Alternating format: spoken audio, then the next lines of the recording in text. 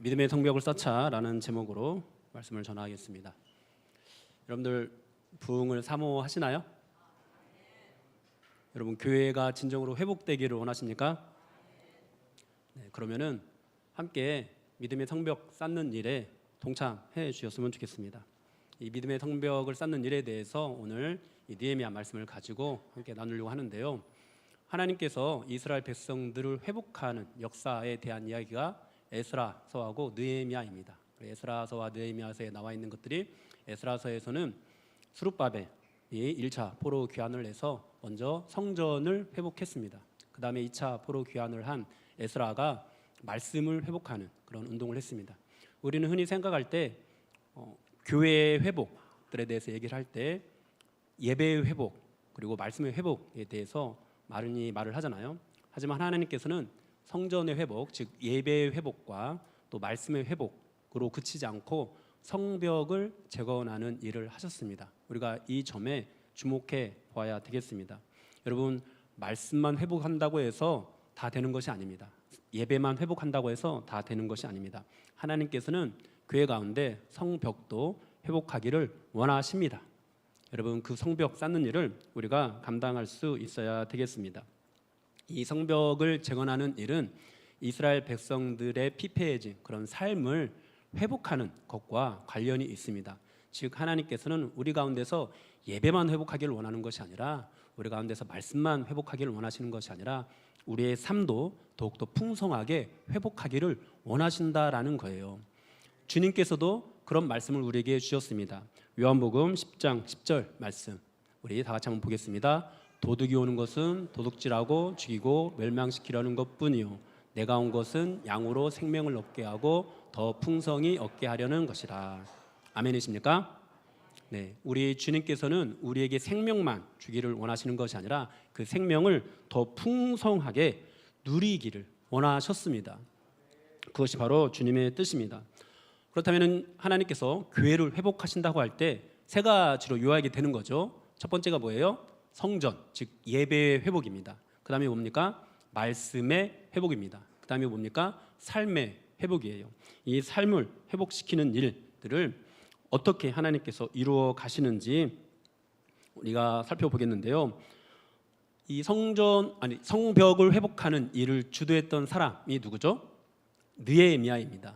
성전 재건을 주도했던 사람은 스룹바벨이에요. 스룹바벨은 다윗의 후손입니다. 기름 부음을 받은 다윗의 후손, 왕의 후손이죠. 그 다음에 말씀 회복을 주도했던 사람은 에스라 제사장입니다. 제사장인데 성벽 재건을 주도했던 사람 느헤미야는 어떤 사람일까요? 예, 우리 말로 하면은 그냥 평신도입니다. 사역자가 아니었어요. 어떤 책임지는 위치에 있는 사람이 아니었어요. 그냥 평신도, 멀리 타국 땅에서 남의 나라에서 공무원 생활을 하고 있던 느헤미야를 통해서 하나님께서는 성벽 재건의 뜻을 이루셨습니다. 느헤미야를 부르실 때 하나님께서 어떻게 부르셨느냐? 여러분, 하나님께서 누군가를 하나님의 사역으로 부르실 때 우리는 흔히 어떤 것들을 상상하죠? 아브라함을 부르실 때도 아브라함아 이렇게 부르셨잖아요. 모세를 부를 때도 모세를 부르시고 네 발의 신을 벗어라 이렇게 말씀을 하셨잖아요. 그렇게 하나님께서 뭔가 짠 하고 나타나셔가지고 이름을 부르고 또 그에게 사명을 주고 이런 것들을 떠올리는데요. 우리가 느헤미야서를 보면은 느헤미야를 부를 때는 전혀 그런 모습으로 부르지 않고 있다라는 것을 보게 됩니다. 그렇다면은 하나님께서는 느헤미야를 어떻게 부르셨을까요? 우리가 1장 1절에서 3절까지 말씀을 보면은 그 과정이 나와 있는데, 먼저 느헤미야에게 예루살렘의 이 성벽이 무너져 내린 것, 이 예루살렘에 살고 있는 이 이스라엘 백성들이 고통을 당하고 있는 이것에 대한 소식을 듣게 하십니다. 여러분, 이처럼 교회에 대한 안타까운 소식이 들려지는 것도 하나님의 부르심인 줄로 믿습니다. 뭔가 기도하는 중에 막 환상 속에서 하나님이 딱 나타나시고 막 내 이름을 부르는 거, 말씀 가운데 감동으로 막 나를 감동시켜가지고 나를 부르시는 거, 이런 부르심도 있지만은 그냥 교회에 대한 안타까운 소식 듣는 거. 그래서 야, 교회가 더 이상 이러면 안 되는데 교회 이래서 어떡해 라는 마음이 들게 하는 것, 이것도 하나님의 부르심이라는 거죠. 사랑하는 여러분, 오늘날에도 그런 소식이 여러분들에게 들려지고 있지 않습니까? 특히 혹시 이제 교회 중심에서 열심히 일하고 있는 분들도 있겠지만 교회 중심에 아직 있지 않고 한쪽 발은 교회에다 딱 두었는데 다른 발은 이제 세상에다 두고 그렇게 그냥 예배만 드리고 얼른 가고 예배만 드리고 얼른 가고 그렇게 주변을 맴돌고 있는 그런 사람들에게도 여러분 교회에 대한 안타까운 소식 들려지고 있지 않나요? 여러분 느헤미야는요 1차 포로 귀환 때 돌아오지 않은 사람이었어요. 2차 포로 귀환 때도 돌아오지 않은 사람이었어요. 그냥 멀리 이 페르시아 땅 바사 제국에서 그냥 공무원 생활하고 있었던 사람이었어요. 그런데 그에게 예루살렘에 대한 안타까운 소식이 들려지게 됐고 그것이 그를 부르시는 하나님의 음성이 되어서 고국 땅으로 3차 포로 귀환 때 돌아와서 이 성벽 재건하는 일을 하게 됩니다. 그 예루살렘에 대한 안타까운 소식을 들었을 때 이제 느헤미야가 처음 반응했던 것은 금식으로 기도하는 일이었는데요.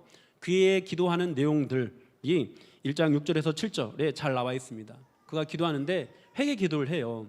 그런데 어떤 식으로 회개 기도를 하냐면은 우리 조상들이 범죄해서 이렇게 나라가 망했습니다. 용서해 주십시오. 뭐 이런 식으로 기도를 하는데 여러분 느헤미야가 범죄해서 이스라엘이 망한 것은 아니잖아요. 조상들 때문에 나라가 망해서 지금 느헤미야가 고통을 받고 있는 거잖아요. 그런데도 불구하고 느헤미야는 어떻게 기도를 하냐면은 나와 내 아버지의 집이 범죄했다. 즉 이 모든 것들이 나의 죄로 말미암은 것이다 라고 고백을 해요. 사랑하는 여러분, 교회에 대한 안타까운 소식이 여러분들에게 들려지게 될 때 여러분들 안에서도 이런 회개 기도가 나올 수 있기를 축복합니다. 목사 때문이야, 장로 때문이야, 이게 아니라 나의 죄 때문이라고요. 누구의 죄요? 나의 죄 때문이라는 그런 고백이 나올 수 있기를 축복합니다. 그럴 때 느헤미야가 그렇게 기도할 때 어떤 일이 일어나는데 1장 11절 하반절이 보니까 그때 내가 왕의 술관원이 되었느니라 이렇게 말씀을 하고 있어요. 그때 내가 왕의 술관원이 되었으니까 야 이제 드디어 느헤미야에게 뭔가 길이 딱 열렸는가 보구나 이렇게 생각할 수 있잖아요. 우리가 본문을 읽으면은 정말 뭔가 이제 길이 열린 것처럼 보여지거든요. 근데 여러분 사실은 현실적인 모습을 볼 때 전혀 그렇지가 않아요. 왜 그러냐면은 한번 생각해 보세요. 우리가 교회에 대한 안타까운 소식을 들었어요. 그래가지고 내가 교회에서 뭔가를 해야 되는 거 아닌가 이런 마음, 막 이런 마음들이 막 들어와요. 그래서 기도도 하고 그러는데 갑자기 내가 승진을 냈어요. 내가 할 일이 더 많아졌어요. 내 책임이 더 막중해졌어. 사회에서 갑자기 사업이 더 잘 돼. 바빠. 여러분 그러면 어떻게 생각을 해요? 여러분들은 지금은 때가 아닌가 봐요. 나중에 해야 되겠다. 여러분 이렇게 생각하지 않을까요? 여러분 그런 거예요. 왕의 술관원이 되었다라는 것은 더 막중한 책임을 갖게 되었다라는 거예요. 왕의 곁을 더 떠나기가 쉬워졌다 어려워졌다? 어려워졌다라는 것을 의미합니다. 그런 가운데 이제 느헤미야는 슬픈 기색을 띠고 있거든요. 근데 그 슬픈 기색을 띈 것을 왕에게 들키고 말아요.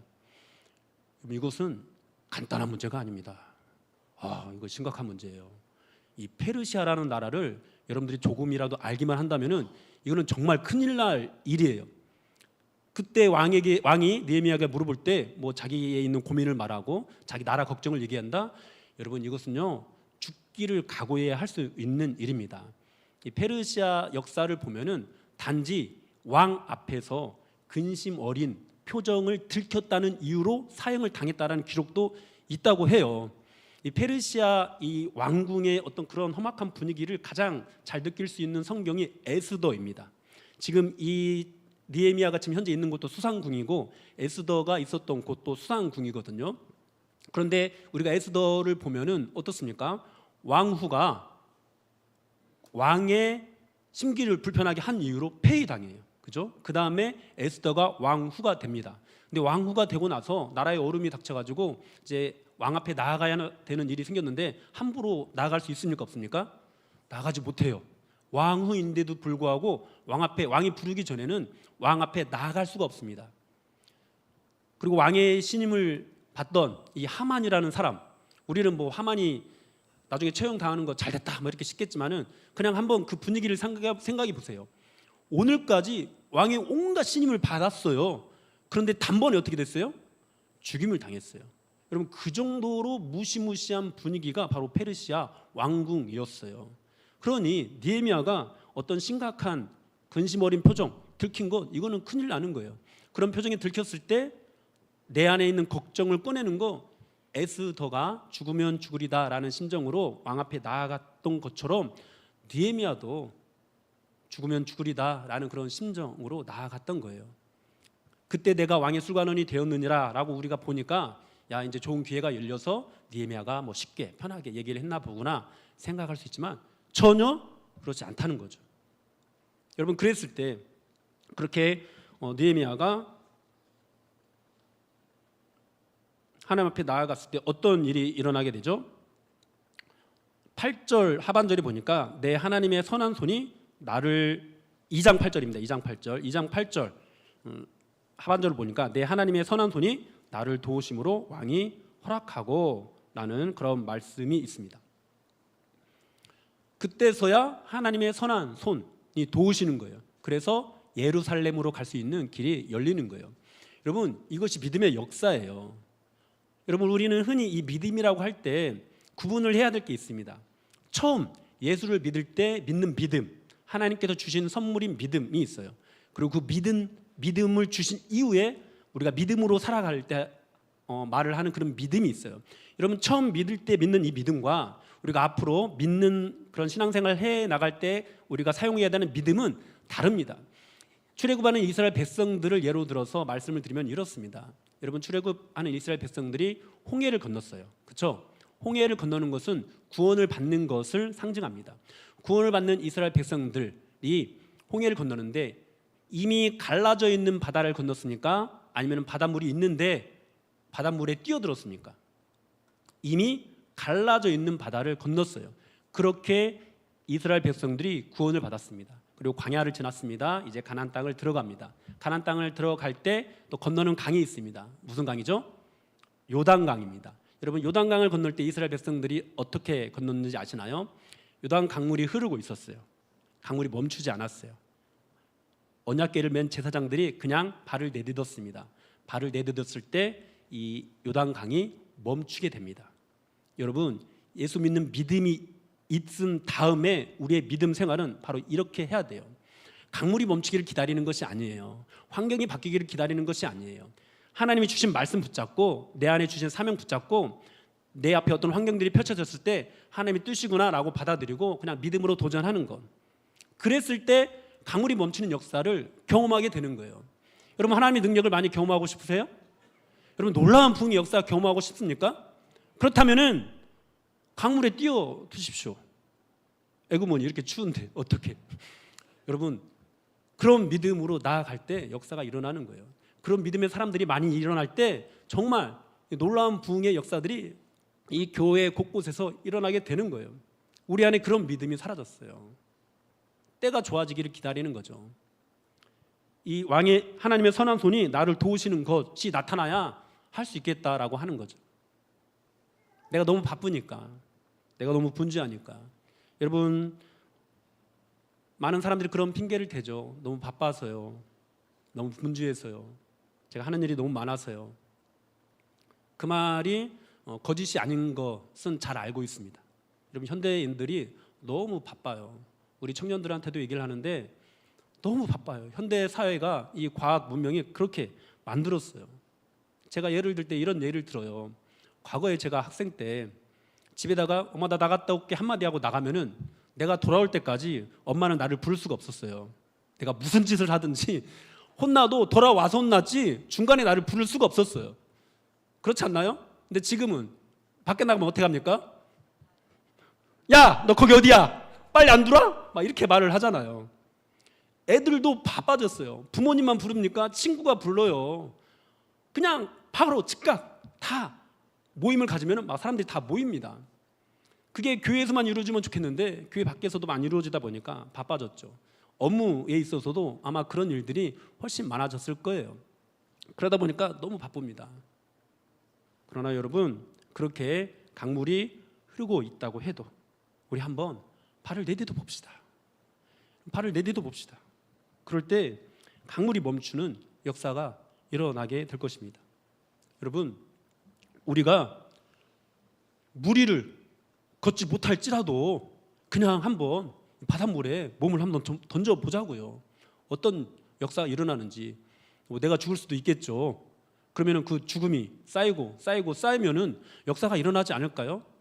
여러분, 조선 땅을 선교했던 수많은 선교사님들이 있습니다. 죽음이 쌓인 후에야 역사가 일어났어요.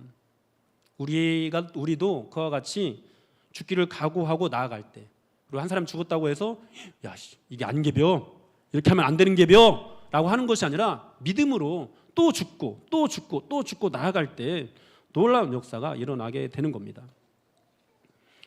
느헤미야는 그와 같은 하나님의 부름을 받고 흐르는 강물에 자신의 몸을 내던졌습니다. 그때 하나님의 선한 손이 그를 도우십니다.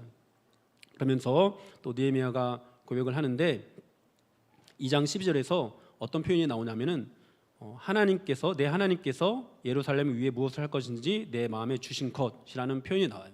그러니까 느헤미야는 지금 자기 열정으로 하고 있는 거예요? 아니면 하나님이 주신 마음으로 하고 있는 거예요? 하나님이 주신 마음으로 하고 있는 겁니다. 이와 같이 이런 소식을 듣게 되면서 여러분들 안에도 하나님이 주신 마음이 있는 줄로 믿습니다. 여러분, 그것이 하나님의 부르심입니다. 빌립보서 2장 13절 말씀 한번 같이 볼까요? 같이 읽겠습니다. 너희 안에서 행하시는 이는 하나님이시니 자기의 기쁘신 뜻을 위하여 너희에게 소원을 두고 행하게 하시나니. 아멘. 그렇습니다. 하나님께서는 믿는 자들에게, 성령이 이 안에 있는 사람들에게 마음에 소원을 두고 행하십니다. 여러분들 마음 가운데 주신 것, 이것이 하나님의 뜻이라는 거죠. 물론 우리는 이것을 성령 충만하지 못한 상태에서, 육으로 충만한 상태에서 내 마음에 주신 소망, 야, 하나님의 뜻이야, 막 이렇게 강력하게 주장하고 하면 안 되는, 뭔가 좀 분별을 해야 되는 것이 있습니다. 여러분, 그러므로 성령 충만하십시오. 말씀으로 충만하십시오. 믿음으로 충만하십시오. 그때 하나님께서 우리 안에 주시는 마음, 그것이 하나님의 뜻인 줄로 믿습니다. 그 마음을 가지고 느헤미야가 이제 나아갑니다. 우리 2장 17절에서 18절 말씀, 오늘 본문 말씀 다 같이 다시 한번 읽어볼까요? 시작. 후에 그들에게 이르기를 우리가 당한 공경은 너희도 보고 있는 바라. 예루살렘이 황폐하고 성문이 불탔으니 자 예루살렘 석을 건축하여 다시 수치를 당하지 말자 하고, 또 그들에게 하나님의 선한 손이 나를 도우신 일과 왕이 내게 이른 말씀을 전하였더니 그들의 말이 일어나 건축하자 하고 모두 힘을 내어 이 선한 일을 하려 하매. 아멘. 여러분, 지금 이 상황에서 느헤미야는 따지고 보면은 외부인이에요. 같은 유대인이기는 하지만은 1차 때도 돌아오지 않고 2차 때도 돌아오지 않았던 사람이에요. 그러니까 1, 2차 때 돌아와서 고생했던 사람들하고 같이 고생을 했던 사람입니까? 안 했던 사람입니까? 안 했던 사람이에요. 그런데 뜬금없이 우리가 막 지금 이렇게 고생해서 성전도 재건하고 말씀 회복도 막 위해서 노력하고 하면서 막 살아가고 있는데 뜬금없이 와가지고 성벽을 재건하재요. 사실 이 성벽을 재건하자고 하기 전에도 성벽을 재건하려는 시도가 있었어요. 시도가 있었는데 이 느헤미야를 보낸 아닥사스다 왕이 그것을 멈추거든요. 중지시키거든요. 그런데 하나님께서 은혜를 주셔서 다시 아닥사스다 왕이 이 느헤미야를 보내서 성벽을 재건하게 하시는 거거든요. 그러니까 예루살렘에 있는 이스라엘 백성들 입장에서 이전에도 실패를 했잖아요. 그죠? 그런데 이 외부인이 또 와가지고 성벽을 재건하자고 하는 거예요. 야, 우리도 해봤는데 안 돼. 이런 거죠. 지금 얼마나 많이 애쓰고 있는 분들이 많아요. 교회 중심에서. 우리 청년들도 오늘 저녁에 찬양 인도도 하고, 또 어떻게든지 혜영이 누가 그렇게 부황부황하게 만들었는지 모르겠는데 가득 채우 이런 마음으로 정말 열심히 하거든요. 그런 마음으로 열심히 하는데 그렇게 한번 한 달 지나고 2달 지나고 1년 지나고 2년 지났다가 한번 생각을 해보세요. 아무런 변화 없이 마음이 어떨까요? 근데 갑자기 평소에 열심히 하지도 않았던 사람이 딱 와가지고, 다른 외부에 있던 청년, 예배만 드리고 갔던 청년이 와가지고 야, 우리 열심히 한번 해보자, 이런 말을 한다고 생각해 보세요. 어떤 마음이 들까요? 야, 해봤는데 안 돼. 너 우리 열심히 하자고 할 때는 뭐 했어? 이런 마음이 들지 않을까요? 근데 여러분, 이 예루살렘에 있는 백성들이 그렇게 반응하지 않았어요. 18절 마지막 부분에 보니까 모두 힘을 내어 이 선한 일을 하려 했다라고 말씀을 하고 있습니다. 여러분, 우리 하나님의 그 음성을 듣고 반응하는 사람들이 분명히 있을 겁니다. 앞으로 이제 우리가 부흥을 바라보면서 청년부만 회복하면 되는 것이 아니에요. 청년부가 회복하기를 원하는 이유가 뭐예요? 교회가 젊어지면서 교회가 더 밝아지고, 그러면서 뭐 유초등부, 중고등부와 함께 또 우리 장년들도 더 성장하기를 바라는 마음에서, 맞죠? 청년부만 성장하면 됩니까? 우리 어르신들, 우리 모든 그런 어른들까지도 다 포함해서 다 성장해야 되잖아요. 네, 그런 마음으로 우리가 있어야 되는데 이제 외부에서 그동안 열심히 하지 않았던 사람들이 야, 우리 한번 열심히 해보자 라고 올 때 이제 우리가 어떻게 반응해야 될까요? 아, 그래, 뭐 한번 해봐라 이렇게 반응해야 될까요? 아니요. 아, 드디어 우리에게도 성벽이 재건되는 역사가 일어나는구나, 하나님이 그 일을 이루려고 하시는가 보구나 라고 생각하고 안에 있던 사람들도 함께 반응해야죠. 함께 일어나서 성벽 재건하는 일을 해야죠. 여러분, 지금 그렇게 합심해서 이 성벽을 재건하는 공사를 진행해서요, 이 성벽 재건의 이 공사가 며칠 만에 끝이 나느냐? 단 52일 만에 끝이 납니다. 여러분, 이것은 엄청난 속도예요. 성전을 재건할 때는 어땠냐면은 이 스룹바벨이 돌아와서 성전 재건을 하기 위해서 기초 작업에 들어갔어요. 근데 기초 작업에 들어가자마자 기초가 어느 정도 쌓이고 나서 이 공사가 중단됐어요. 다른 이방 민족들의 모함이 있어가지고 그 공사를 중단시켜 버립니다. 그러다가 몇 년, 16년인가 지나고 나서 다시 성전 재건 공사가 시작이 되고, 그리고 4년이 흐른 뒤에 이 성전 재건의 공사가 완성이 됩니다. 이 공사가 중단된 시간까지 포함해서 약 22년이라는 시간이 걸렸어요. 성전을 재건하는 데는 22년이 걸렸어요. 근데 성벽을 재건하는 데는 52일이 걸렸어요. 와, 놀라운 역사 아닌가요? 사랑하는 여러분, 성전이 회복된, 즉 예배가 회복된 사람, 그리고 말씀이 회복된 사람이 있는 곳에서는 이 성벽 재건의 역사가 이렇게 놀랍게 일어나게 될 수 있을 줄로 믿습니다. 그러므로 여러분, 우리 예배도 회복합시다. 말씀 열심히 배우면서 말씀도 회복합시다. 그렇게 예배와 말씀이 회복되어진 후에 우리 성벽을 재건하는 일도 함께 나섭시다. 여러분, 이 성벽 재건의 이 일들을 함께 감당해 나가는 그런 모습들이 3장부터 잘 나와 있거든요. 그런 모습들을 보면은 우리 3장 1절 말씀 한번 띄워줘 볼래요? 여기에 보면은 대제사장 엘리야십이라는 사람이 나와요. 이 대제사장 엘리야십이 가장 위험한 부분, 적들의 침략이 많은 부분의 공사를 맡아서 감당을 하거든요. 근데 이것이 놀라운 이유가 뭐냐면은 이 대제사장 엘리야십은 느헤미야하고 그렇게 친하게 지낼 수 있는 그런 사람이 아니었어요. 조금은 껄끄러운 사람이었어요. 느헤미야 13장 28절에 이런 말씀이 있는데요. 한번 띄워줘 보세요. 네, 눈으로 한번 읽어보세요. 대제사장 엘리야십이 이방 사람 산발랏이라는 사람과 사돈을 맺어요. 근데 우리가 느헤미야서를 읽다 보면 산발랏이라는 사람이 어떤 사람이냐면은 성벽 공사를 굉장히 주도 면밀하게 방해를 했던 사람 중에 하나가 바로 산발랏입니다. 그런데 이 이방인의 유력한 사람과 이 대제사장 엘리야십 가문이 사돈을 맺는 거예요. 그것을 느헤미야가 꾸짖습니다. 심지어 또 이 엘리야십은 느헤미야가 예루살렘을 잠시 비우고 페르시아에 다녀오는 동안에 또 이방인에게 성전 안에 있는 큰 방을 내어주기도 해요. 그것을 또 느헤미야가 지적을 하기도 하는데요. 그러니까 이 엘리야십은 그동안 성벽이 무너진 상태에서 이 이방인들의 침략들이 잦고 그러니까 그들과 그런 관계를 친밀하게 하는 정치적인 어떤 그런 움직임으로 뭔가 이거를 유지하려고 노력을 했던 사람인 것 같아요. 그러다 보니까 이방인들과도 그런 관계를 맺었었던 것 같아요. 그런데 느헤미야가 와서 그런 것들을 다 끊어내려고 하는 거예요. 그러다 보니까 느헤미야가 볼 때 이 엘리야십을 볼 때도 그렇게 이방인들과 가깝게 지내는 거 볼 때 너무 좀 아닌 것 같고, 엘리야십도 볼 때 이제 막 와가지고 그동안 내가 주도했던 이런 이 예루살렘의 이 모든 상황들 얘가 막 마음대로 하려고 하는 거 보니까 좀 마음에 들지 않고 할 수 있는데, 엘리야십이 가장 먼저 가장 중요한 부분, 가장 위험한 공사에 헌신하는 것들을 보게 됩니다. 사랑하는 여러분, 그렇습니다. 여러분, 우리가 주님의 일을 하는 데 있어서는요, 이 관계의 껄끄러움 상관이 없어요. 그냥 헌신하는 겁니다. 뿐만 아닙니다. 우리 5절 말씀 보면은 드구와 사람들이 중수했다고 나오는데요. 보니까 그 귀족들은 그들의 주인들의 공사를 분담하지 아니했다라고 나와요. 이게 무슨 말이냐면은 드구와 사람들, 약 예루살렘으로부터 18km 떨어진 곳에 있는 사람들인데요. 이 사람들이 와서 성벽 재건의 일에 헌신을 하는데 귀족들은 오지 않았어요. 그러니까 지도자 계층은 오지 않았다는 거예요. 지도자들이 모범을 보여야 되는데 그렇게 하지 않았다는 거죠. 지도자들이 모범을 보이든지 보이지 않든지 이들은 헌신했습니다. 그리고 또 14절 또 그들은 우리가 27절 말씀 보면은 이 두고와 사람들은 자신들이 맡은 부분뿐 아니라 또 다른 부분까지도 헌신했다라는 것을 보여주고요. 또 14절 보면은 벤학 게렘 지방을 다스리는 이런 말씀이 나옵니다. 지방이라는 단어가 나오는데요. 15절에서도 미스바 지방, 16절에서도 벳술 지방, 17절에서도 그일라 지방, 18절에서도 또 그일라 지방이 나오고 이렇게 지방이라는 이 단어가 계속해서 반복되어 나옵니다. 즉 이것은 뭐냐면 예루살렘에만 있는 사람들이 헌신하지 않았다는 거예요. 멀리 있는 사람들도 이 일에 헌신했다는 거예요.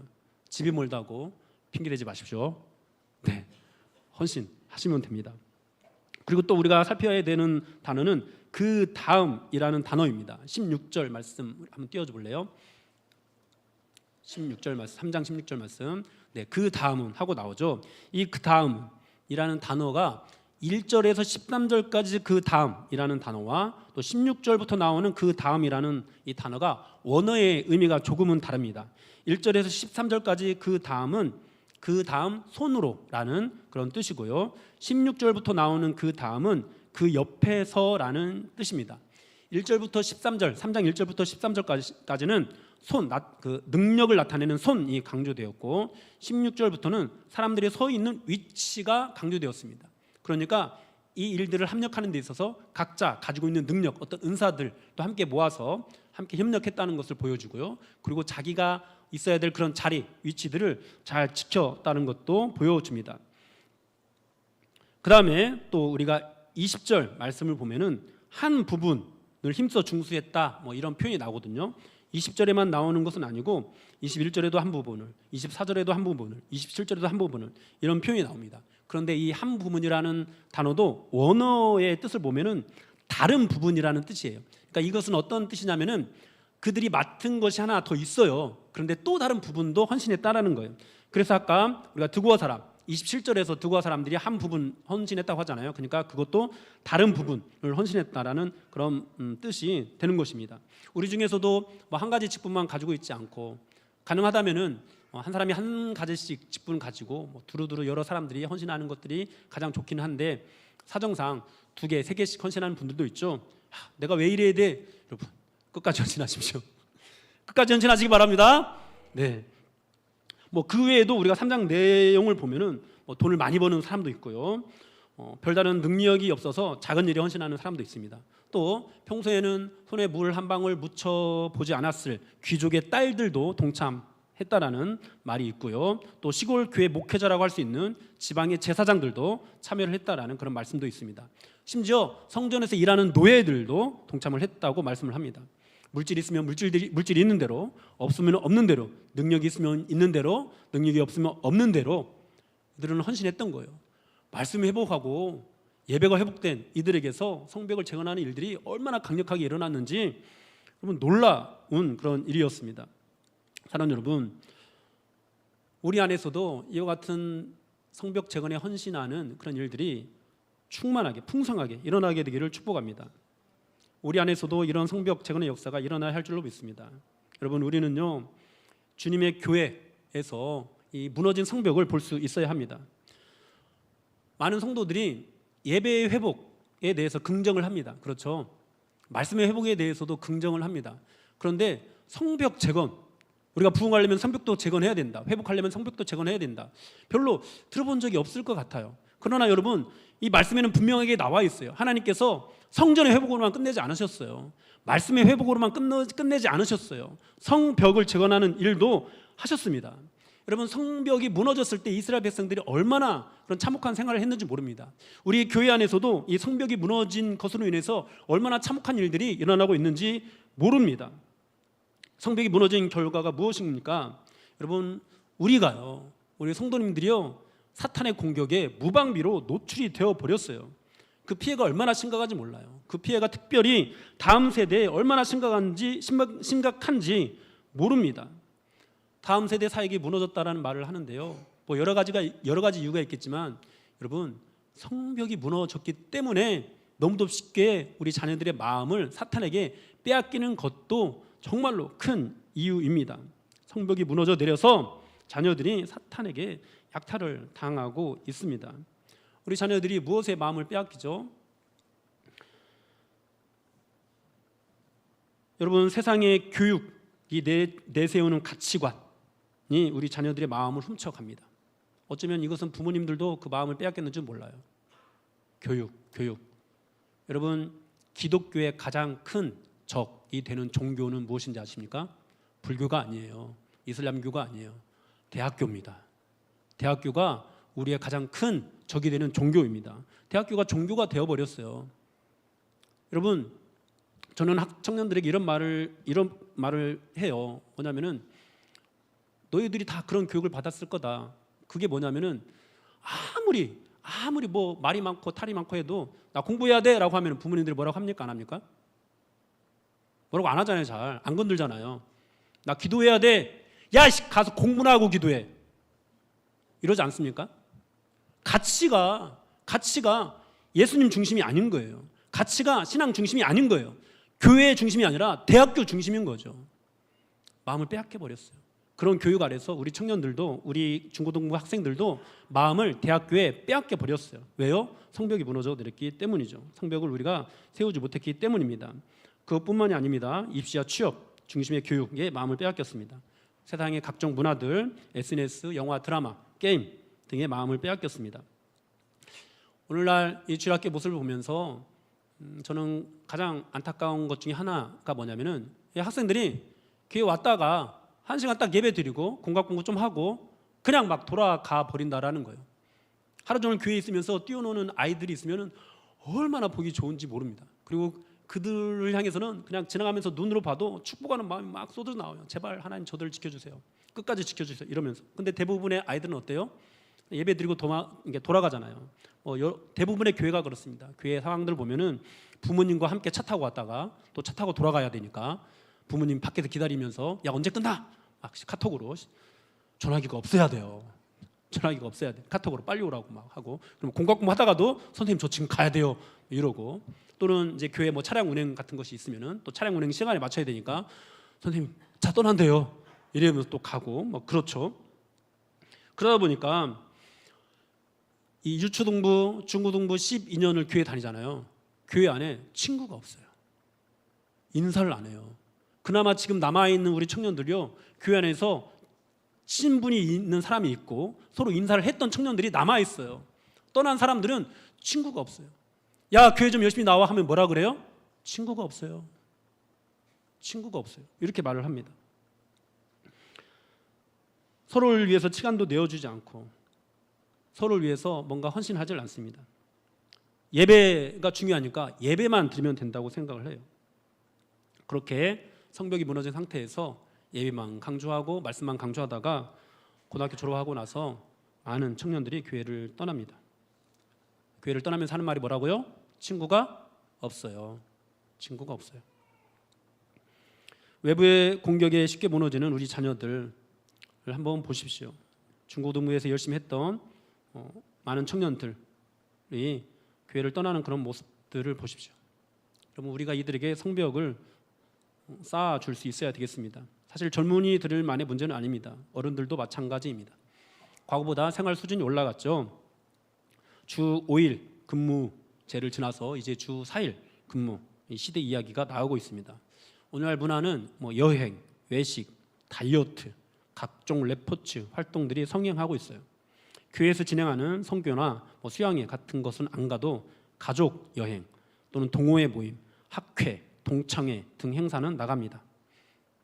영혼을 돌보는 일은 전혀 하지 않는데 집에서 반려동물 하나씩은 키우려고 해요.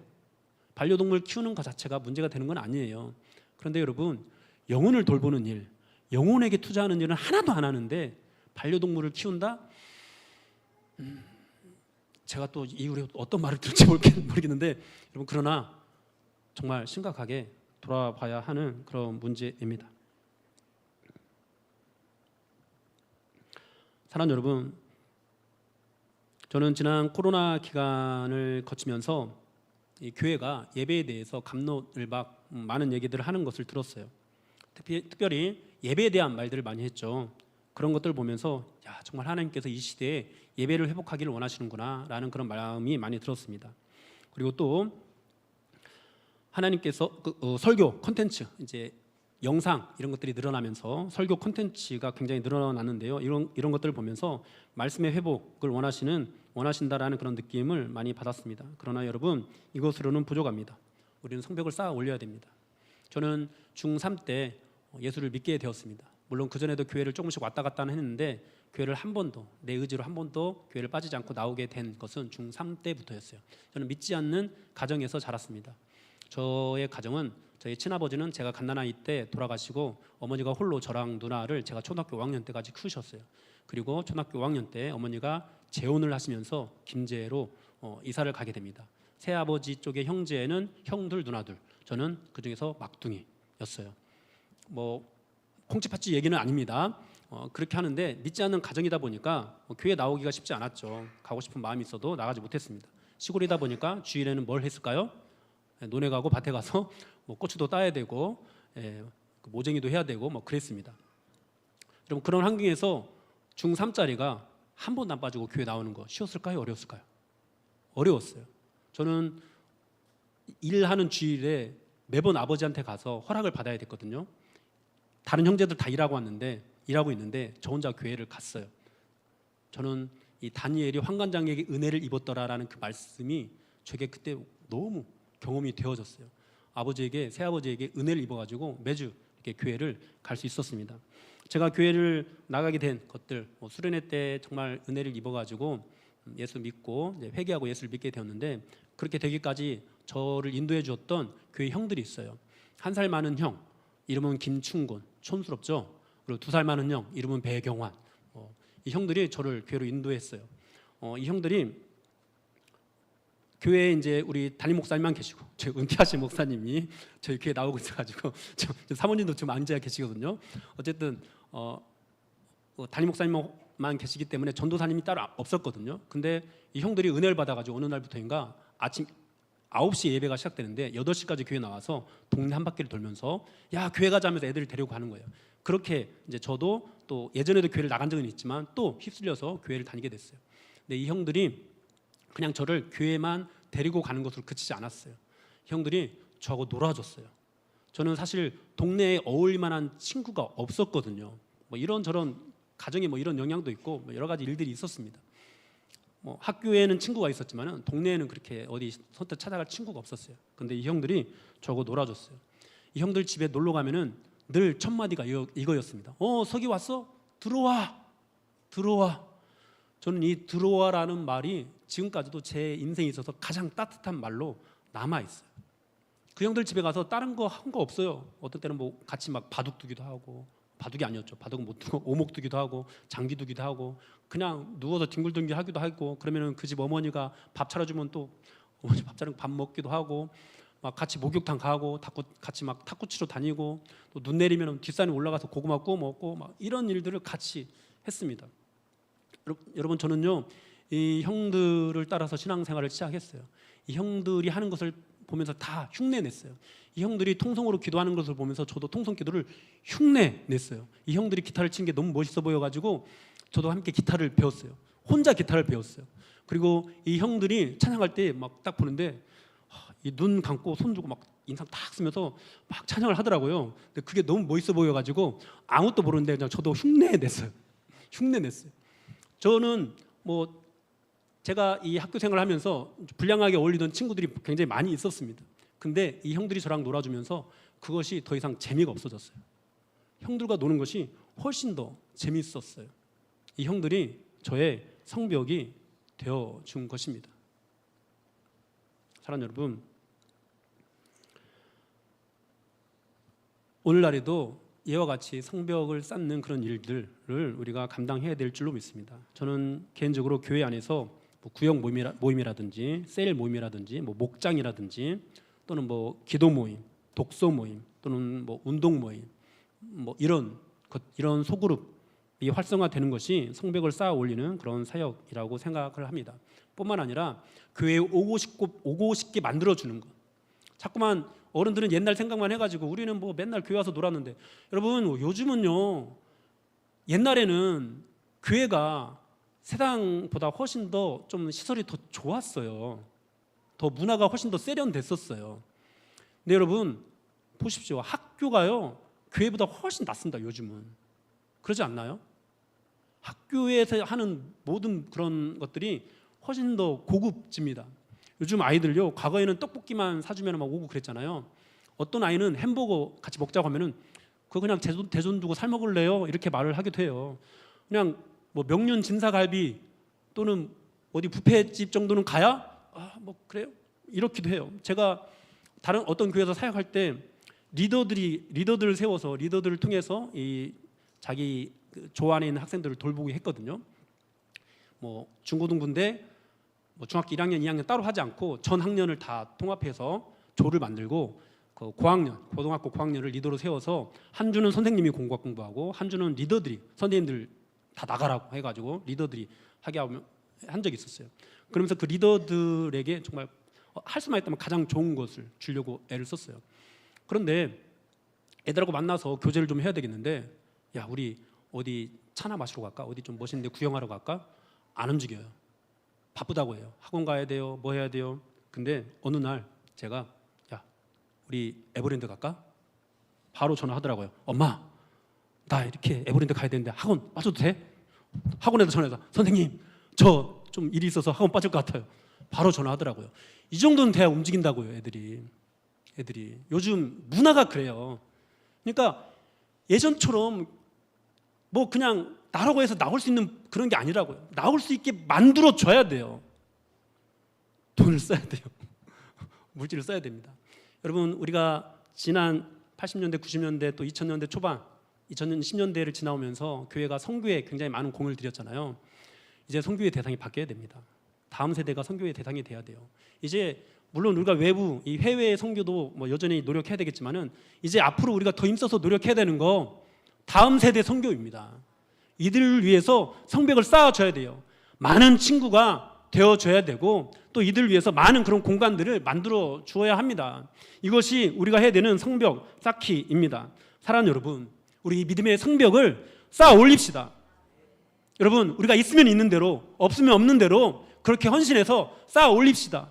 혹시 뭐 껄끄러운 관계에 있는 사람 있습니까? 그런 관계가 있다 하더라도 우리 주님이 우리에게 맡겨주신 이 사명 성벽 쌓기를 감당하기 위해서 우리 그런 거 다 뒤로 하고 한번 마음을 모아 봅시다. 오늘 이 성벽 재건을 하는 이 시작이 예루살렘 안에서 시작된 것은 아니었어요. 멀리 이 페르시아 수상궁에서 시작됐어요. 혹시 이 자리에 아직 한쪽 발만 교회에 담그고 이제 한쪽 발은 다른 곳에 있는 분들이 있습니까? 그 역사는 여러분들을 통해서 여러분들을 시작으로 이루어집니다. 헌신하십시오. 혹시 한쪽 발만 담그고 있는 분들이 있으면은 헌신하십시오. 주님의 부르심을 들으십시오. 그렇게 우리 한 마음이 되어서 이 교회 안에서 성벽을 튼튼하게 세워서 우리 다음 세대들이 그리고 지금 이 자리에 있는 여러분들이 더 이상 세상의 마음을 빼앗기지 않고 대학교에도 마음을 빼앗기지 않고 세상의 모든 문화에 나의 마음을 빼앗기지 않고 세상 친구들의 내 마음을 빼앗기지 않고 오직 우리 하나님께만 마음을 두게 되는 다른 것들이 내게 흔들려도 재밌겠다. 근데 나 이게 더 재밌어 라고 말을 할 수 있는 그런 역사가 우리 교회 안에서 풍성하게 일어나게 되기를 주님의 이름으로 축원합니다. 시간이 오래 지났는데요. 죄송합니다. 네, 이런 교회 되게 하소서.